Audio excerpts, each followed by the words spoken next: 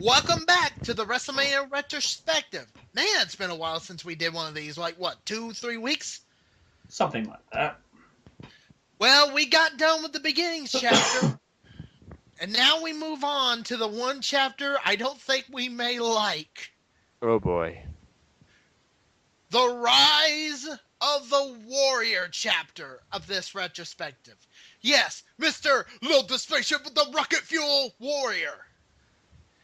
WrestleMania 4 is held in a hotel and a casino. Because Donald Trump, Mr. I will own you all, or if you watch his reality show, Mr. You're fired. And who will go by golf courses in Scotland, whether the people want it or not. Yeah, Vince wants words with you. After 3 huge WrestleManias, how do you top that? Well, we shall see as we roll the dice, shoot the craps, and play the slots. Will we get a 21? Fuck the casino puns. It's WrestleMania 4. We get an intro for WrestleMania 4. The slots winning big. Cheesy, if anything. We get a shot of the crowd of the Trump Plaza as Mean Gene welcomes us to WrestleMania 4. At this point, WrestleMania has become one of the best after 3 of them. Last Night Sings America the Beautiful this year. She did pretty good. Monsoon and Ventura of our announcers as a trophy is coming, and it's a huge-ass trophy. I'm talking huge. Titles are on the line as well as a tournament. I'll explain the tournament as we run down this review. Bob Uecker returns for WrestleMania 4. Oh, great. Whoopee. Oh, Vanna White's there this year. Nice. Invite Battle Royal time. Fink runs down the people who are in it. Like I did with the Battle Royal. Well, like L-Man did with the Battle Royal of WrestleMania 2.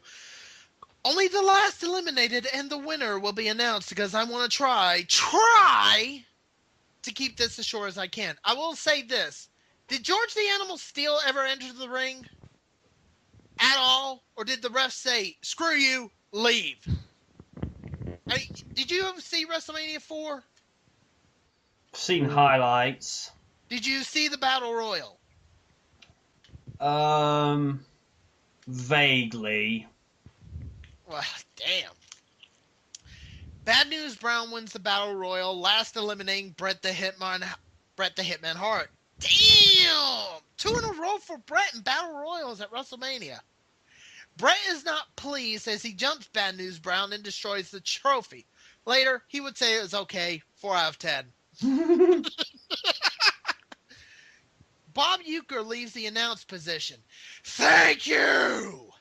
The Fink runs down the rules for the tournament as Robin Leach gives a speech and finishes with his famous line, with caviar dreams and champagne wishes, with whiskey bottles all around. Are we ready for a tournament? Yes. It begins. What is the tournament for? For the vacant WWE Championship. Wait, what? Round 1 match. Hacksaw Jim Duggan faces off against the $1 Million Man, Ted DiBiase. After an okay match with help from Andre the Giant, DiBiase gets the pin and advances to the next round of the tournament. We go backstage with Mean Gene with Brutus the Barber Beefcake as he does a promo saying he will be the next Intercontinental Champion. Mean Gene reminds Beefcake about what Jimmy Hart has done. Brutus will be ready for him. Round 1 match. Dino Bravo faces off against The Rock, Don Morocco. Wait, what? Time for backstory. In a TV taping in November, Morocco saved Billy Graham from a beating by Butch Reed and taking him as his new manager. Morocco adopted Graham's tie-dye attire and changed his name from Magnificent Morocco to The Rock, which means years down the road we will have a second The Rock. Fucking oops! The ref taps Dino's back and rings the bell. Yeah, don't ask. The Rock, Don Morocco wins via disqualification and advances to the next round. We find Bob Euchre, I don't care. I really don't. But we get an interview with Jimmy Hart and the Honky Tonk Man.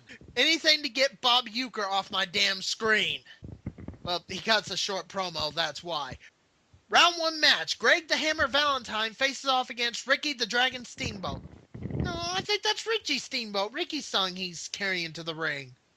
Doesn't matter how many titles you win in your life, fatherhood will always be number 1. Valentine reminds me of Ric Flair, selling like his life depended on it. After a long, good match, Steamboat does a splash but gets reversed as Valentine pins Steamboat for the 3 and advances. This is the last time we see Ricky Steamboat on WrestleMania till years later. We see Donald Trump. The end. We cut backstage with the British Bulldogs and Coco Beware with a promo. Saying their dog is now the first weasel dog to hunt weasels. Coco confirms it, and I am just face-palming right the fuck now. Oh God, why? Round 1 match. Macho Man Randy Savage faces the Natural Butch Reed. After Reed gets distracted by stupidity, Macho Man throws Reed from the turnbuckle, flying elbow, and gets the 3. He advances to the next round and will face Greg the Hammer Valentine in the next round. We cut backstage with Bob Euchre again. Seriously, can he shut the fuck up, please? Oh, thank you, Bobby Heenan. An interview with Heenan and the Islanders. It's a good interview. Euchre needs to hold a damn mic. Round 1 match. One-man gang versus Bam Bam Bigelow. Thanks to Slick, a short match gives the count-out victory to the one-man gang, which is BS because that ref looked like he was counting fast or he hated Bam Bam. Mean Gene is now interviewing Hulk Hogan. He explains he did beat Andre. Yes! Yes, he did. Now, where's his title? Typical Hogan promo. Bull crap. As the camera cuts back to Donald Trump before the wig. Maybe now it's a good time to explain the tournament and why Hogan's in it and why he doesn't have the championship. Ladies and gentlemen, it is now time for a history lesson. That means sit your asses down and start studying. Are we gonna have a test later? Maybe. I'm gonna cheat. Hey, Right, Eddie. What? I said, hey, Eddie. Oh my God. In February of 1988, the WrestleMania rematch between Hogan and Andre happened at the main event. Not Saturday night's main event. The main event. Their feud was rekindled after the first Survivor Series, and Ted DiBiase, yes, he played a factor in this too, wanted to buy the belt from Hogan. Hogan says, "Hell no!" Heenan sells the contract of Andre to DiBiase, and Andre says, "He will win the title and sell it to DiBiase too." Sorry, I don't mean to make fun, but it's just, yeah. So the main event happens, and it happened. Hogan gets screwed out of the belt. It was planned this time. Thanks to the ref, who was supposed to be Dave Hebner. In story, it was someone who DiBiase paid off to screw Hogan and paid more to look like Dave Hebner. In reality, it was Earl Hebner, the twin brother of Dave Hebner. So down the road, Earl would take Dave's place as ref, and Dave would become a road agent. So they were let go a decade and more later. Andre sells the WWE title to DiBiase, even though Andre says it was the tag team title. Then President Jack Tunney says, "No, strip it of the belt. We will have a new champion legally at WrestleMania 4 via tournament. Andre and Hogan will face each other in the quarterfinals, and it does explain why DiBiase's in the tournament." Whew. Now that we got that out of the way, let's continue. Final round 1 match. Ravishing Rick Rude faces off against Jake the Snake Roberts. So far, this match is pretty damn good. I love the match so far. Before I could hear the 3 count, the match becomes a draw due to a time limit. Both wrestlers are out of the tournament, which means one-man gang will pass to the semifinals. Whoopee. Backstage with Mean Gene with the bracket for the tournament. He brings in Vanna White as she gives her predicts to win the quarterfinals.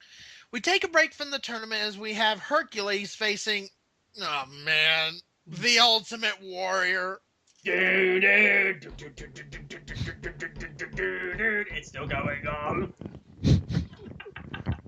Oh, We're God. just waiting for him to come out. He's running down to the ring! Oh my goodness! He's 50 miles away and he's still running to the ring! He's doing the London Marathon now. Oh good lord! Just Not imagine even that. the Warriors got the win for that. Just You want to imagine. bet on? No. This is why I said this chapter is the rise of the Warrior. I feel sick already. A pin by Herc, seeing both wrestlers' shoulders were down. Warrior kicks out, which means he pinned Herc, and Warrior wins. Yes, try and figure that one out. The weirdest pin ever. Herc tries to attack Warrior, but yeah, fail. We cut back to the announce booth to talk about Hogan versus Andre again. Ugh. Recaps are everywhere. We then cut to a video package to Hogan and Andre's history, aka repeat from WrestleMania 3, then add more to it from WrestleMania 4. They explain how the tournament came to be in pieces, like I did. So yeah, no need for me to repeat. Quarterfinal match. Andre the Giant now faces ex-WWE Champion Hulk Hogan to advance in the tournament. This is the first time that two wrestlers faced each other at a second WrestleMania, aka a WrestleMania rematch, despite that happening at the main event. An insane match that never calmed down. Both use a chair, which makes them both disqualified. Huh. My God. Which means whoever wins between Morocco and DiBiase will advance automatically to the finals. So guess what, ladies and gentlemen? What? Hulk Hogan is not going to be in the title match. Hallelujah. Hallelujah. Hallelujah. Hallelujah. Hallelujah. Yeah, after a long posing from Hogan, which I'm just going to take a bite out of a taco real quick. Only sponsors tacos. I don't know what tacos they have over there. We cut backstage to Mean Gene with Macho Man in another ring gear and Liz in another dress. He cuts a good promo going into the match with Valentine and promotes the Mega Powers. Oh, brother. No, we don't want to talk more about him. Quarterfinal match. The Rock, Don Morocco, faces off against the $1 Million Man, Ted DiBiase. Yes, this is the same pissed off ref that was in the one-man gang versus Bam Bam Bigelow match. And this ref is shouting like mad. He's like, 1, 2, 3. Dude, shut up. Calm the fuck down. Take a chill pill. Something. I've been taking Viagra. Is this Warrior's little cousin? Thanks to the ropes, picking Morocco up and slamming it on them, he pins Morocco and DiBiase advances past the semifinals and straight to the finals. Again, Euchre! Ugh! I really hate this guy. Oh, Demolition, thank you. They cut their promo with him as well as Trash Talk Strikeforce. We go back to the ring where we are reminded that one-man gang is advanced via bye. Final quarterfinal match. Greg Hammer Valentine faces off against the Macho Man Randy Savage. Oh yeah! Near end, Valentine tries to go for the figure 4, but Macho Man counters via roll-up for the 3. Huh. And Macho Man will face the one-man gang in the only semi-final match in the tournament. A good match, but Macho Man has to be tired. I mean, one-night tournaments, they'll do that to you. Mm-hmm. Similar shtick that would be repeated later at the Deadly Games tournament at Survivor Series 98. I do not know what you're talking about. That's 10 years from now. I mean, my God, what is wrong with you? We're in 1988. We can't predict the future. Anyway, we cut back to the bracket with Mean Gene and Vanna White as they insult Bob Euchre. They go down on what happened on the quarterfinal match. Intercontinental title time. Honky Tonk Man defends his title against Brutus the Barber Beefcake. After the ref was knocked out, cutting Jimmy Hart's hair and all, Beefcake wins via disqualification, but he doesn't win the title. running theme, isn't it? Quit cutting to Bob Uecker! Oh, wait, Andre. He cuts a promo. I can barely understand him, but it's enough to say Hogan's the ex-champ. He says Hulkamania is over and chokes Bob Uecker. Yay! Choke him till he can't breathe anymore. Walking away. Yeah. That little outrage was sponsored by Oni Tacos. They may just take a bite out of you. Ah! 6-man tag match. The Islanders and Bobby Heenan. Yes, he's wrestling. What? Yeah, he's wrestling. Oh boy. Faces off against the British Bulldogs and Coco Beware. Near end, all 6 men get into a brawl, but Heenan gets splashed onto Coco, and Heenan's team takes the pinfall victory. Bobby Heenan gets a victory. I want you to let that set in your mind for a minute. You mean the Weasel finally won a match? Yep. But Davey Boy uses his dog to chase Heyman as the dog bites him. Heenan can sell anything at this point. Okay, we cut back to the announce position as Fink announces Jesse Ventura and as he begins to pose. Okay, Vince, you've got problems. Serious fucking problems. Oh boy. I'm Vince McMahon, damn it, I'll do as I please. The crowd begins to chant for Jesse. Wait till years later. Oh dear. Yeah. We are reminded that DiBiase has advanced to the finals. Thank you, Captain Obvious. Only semi-final match. Macho Man Randy Savage faces the one-man gang. Macho Man's is his 3rd ring gear outfit. But the announcers bring up a good point. Macho Man has to be tired at this point. This is his 3rd match. He's got to be running on reserve fuel by now. And looky, it's the Angry Ref. I hope he doesn't go for the heel. Fuck you, Angry Ref. Get anger management, you son of a bitch. I didn't get laid before this match. I'm angry. 1, 2, 2, 3. Get off the ropes. 4. Oh, this is what happens when my wife leaves me. Angry Ref. He couldn't get laid before WrestleMania 4. And we're having an awkward moment. 1, 2. Hey ref, have a Snickers bar. Why? Because you are yelling like fuck. Do you feel? Do you feel better? I'm going to school John Cena doing a CM Punk match. Oh shit, Brad Maddox. Oh wait. Wait, the ref being more of a diva than George Michael didn't think that was possible. After being distracted and seeing the one-man gang use the cane, Savage wins via disqualification and will face DiBiase in the finals for the WWE Championship. We cut to Mean Gene. Oh, wait a minute. Guys, I gotta flip the disc. Hold on. Sure. We cut to the bracket again with Mean Gene and Vanna White as Vanna gets ready to go to the ring. We are reminded of the semis and the finals. Damn it, Euchre! He still wants to see Vanna White and... Ugh. Tag team title time! Strike Force defend their titles against Demolition. After a back and forth match and thanks to Fuji's cane, Demolition pins Strike Force and becomes the new tag team champions. The 80s. You can get away with any damn thing.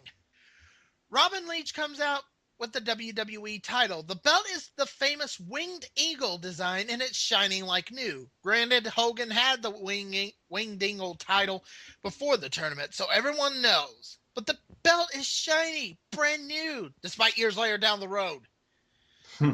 Our guest ring announcer is, again, Bob Uecker. Well, after WrestleMania 4, he won't come back till the Hall of Fame. Fuck you, Uecker! You're annoying as fuck! He introduces the guest timekeeper, who is Vanna White, and yes, Vanna is still hot. Still to this day.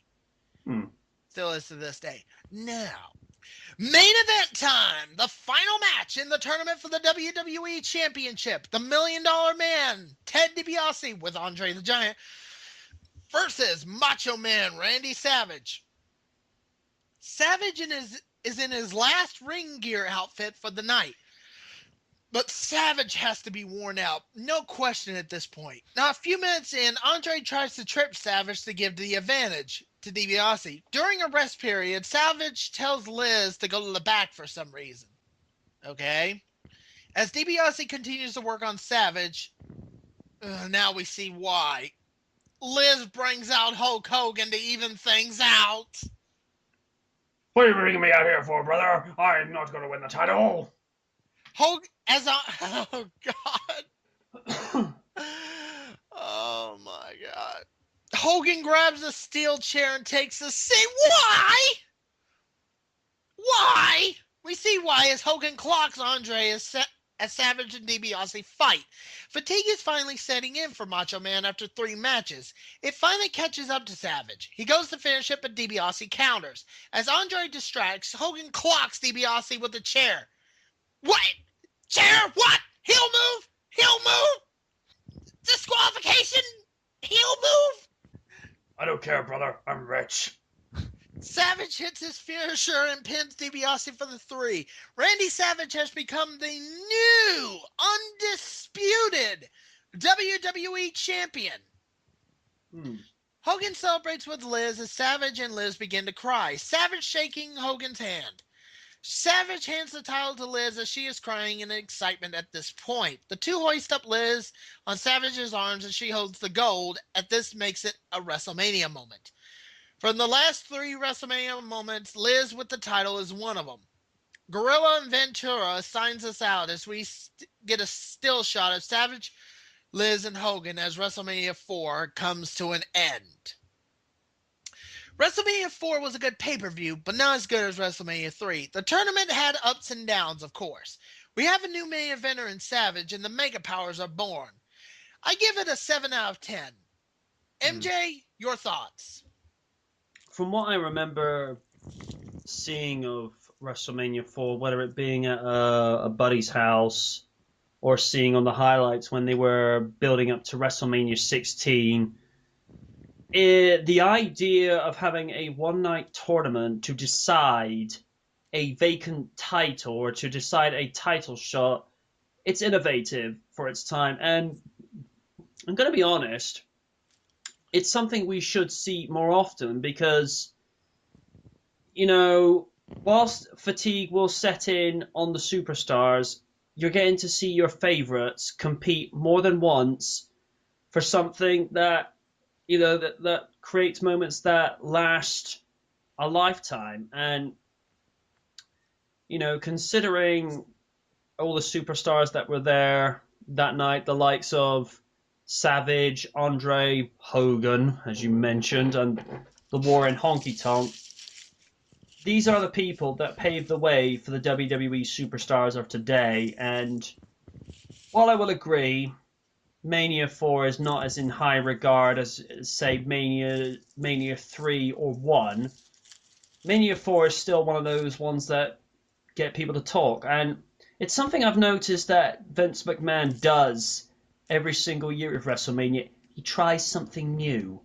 He tries something that not too many people would think of. And I think it was by this point, WrestleMania, when it got to WrestleMania 4, because I think there was the thinking that, you know, they go away with 1, 2, they might, you know, might not continue, but after the 3rd and 4th one, it's like, that's it, WrestleMania's staying. And was this the same year we also got a second pay-per-view, or was that 1987? 87 with Survivor Series. Was 88 SummerSlam or Royal Rumble? Both. Ah. But technically, Royal Rumble wasn't a pay-per-view yet. No, because it was just like a 2-hour TV special for Canadian TV, wasn't it? And I think the USA Network. Ah. But it was at that point they were starting to have other pay-per-views circulate around WrestleMania, because before Survivor Series in 87, as you mentioned, just getting off on a tangent, there was just WrestleMania. WrestleMania by this point was actually starting to spawn other pay-per-views, because one pay-per-view a year is not going to get you much money. No, it wasn't. But on topic, good solid pay-per-view, from what I remember of it. L-Man. Your thoughts? Well, it's not really the strongest ones from what I hear. There was, it's not really something that was very memorable, but again, yeah, there's not a lot for me to say about it. But I guess one thing that's changed is that they actually didn't actually depend on putting Hulk Hogan in the main event until a certain event when they had to when they thought, oh, we need to put Hulk Hogan in the main event by somehow. Let's just have him celebrate with Macho Man and do this with Andre. Yeah, I don't even know why. But I think this is the start of them trying to move away from using Hulk Hogan all the time and starting to using other wrestlers that could have main event potential. So that's what I think. Well, okay then. Before we leave you, we might as well get this out of the way now. SummerSlam 1988. Honky Tonk Man loses his Intercontinental title to the Warrior. It is the Rise of the Warrior chapter, so it needed to be said. Till WrestleMania 5, I've been the Oni. I have been the Knight. I've been the L-Man. We'll see you next time on the WrestleMania Retrospective. And we're done.